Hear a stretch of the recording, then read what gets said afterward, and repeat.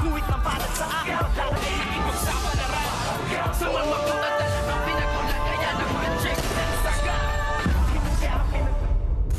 Good morning and welcome sa aking munting channel. At ngayong araw na nga nakatakda ang araw ng paglaya nga nitong si Tanggol. At ano kaya ang buhay na naghihintay kay Tanggol sa labas ng correctional, at tanggapin pa kaya si Tanggol sa pamamahay ng kanyang tatay-tatayan at nanay Marites niya kung siya ay babalik man sa kanyang tahanan. Ano kaya ang gagawin ni Rigor at ni Marites sa kanya pagpunta niya sa kanilang tahanan? At dito naman ay nag-offer nga itong si Marcelo Macaraig na kung sakaling wala siyang tutuluyan ay maaari nga siyang sumama at tumuloy sa kanila para nga mabuo na kung ano man ang binabalak nga nitong si Marcelo na sinasabi niyang isang grupo, at kasama nga dito si Tanggol. At dito nga sinabi ni Marcelo na once na makilala si Tanggol nitong ang si Senyor Pacundo ay tiyak na matutuwa ito dahil nga isang napakagaling at magilas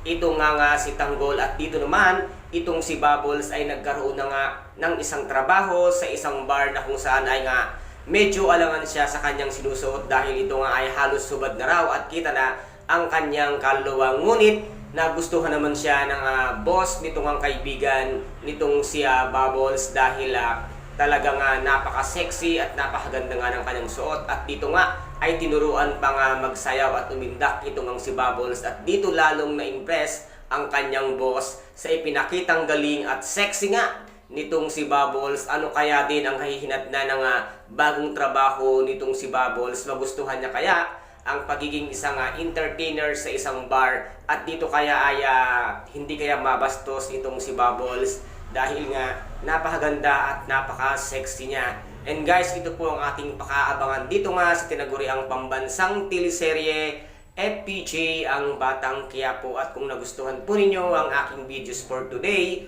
paki-subscribe na lamang po ng aking channel, paki-like and share para maging update kayo sa lahat ng gagawin kong video. Maraming salamat po. Ingat, God bless, and bye-bye!